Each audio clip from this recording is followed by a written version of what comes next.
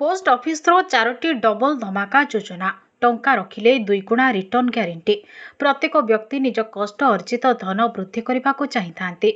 सेथिपाई किछि लोक share market रे टंका लगाई थांती तो आउ किछि लोक कोनोसी रिस्क न नै टंका को साइती रखि थांती।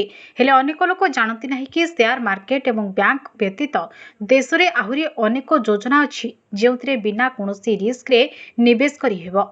एही सब स्कीम रे टंका रखिले रिटर्न ग्यारंटी सह टंका डबल मध्य होइथाय। साधारण लोक माने जेपरि निज रोजगार रो संचित धन रे भविष्यत रे असुविधा रे न पड़ंती सेथिपाई केंद्र सरकार पोस्ट ऑफिस रे अनेक योजना मान कार्यकारी करूछन्ते। भारत सरकार अधीन रे पोस्ट ऑफिस रे थिबा एभली किछि लाभदायी स्कीम विषय रे आमे आपनको कहबो जहाँ आपनक टंका को ग्यारंटी सह 2 गुणा करि देइथाय। प्रथमे जानिबा नेशनल सेविंग सर्टिफिकेट स्कीम विषय रे।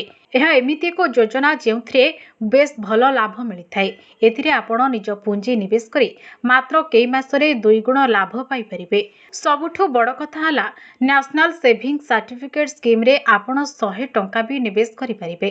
सारा देश रे थिबा सबु पोस्ट ऑफिस रे एही योजना एबे भी जारी रहिछि। द्वितीय रे टाइम डिपोजिट स्कीम। देशर जेकोसी पोस्ट ऑफिस रे लोके ही स्कीम रे निवेश करि परिबे। यह बैंक रो फिक्स डिपोजिट भली एक लाभदायी योजना अटे जेउथिरे 1 वर्षरु 5 वर्षर मैच्योरिटी पीरियड जाए निवेश करि हेबो।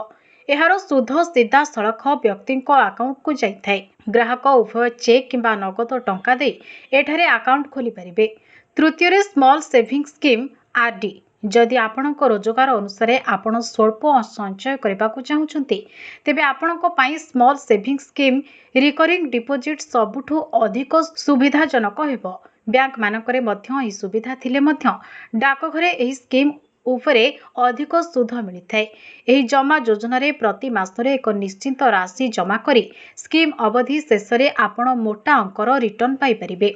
शेषरे पोस्ट ऑफिस रो सबुठु लाभजनक स्कीम कहा जाउथबा किसान विकास पत्र। एथिरे समस्त साधारण व्यक्ति निवेश करि परिबे। किसान विकास पत्र योजना रे जने व्यक्ति अति कम रे 1000 टंका निवेश करी खाता खोली परिबे। एही योजना रे 124 मास निवेश करिबा परे ग्राहक पाखा पाखी 2 गुणा टंका फेरी पाई थांती।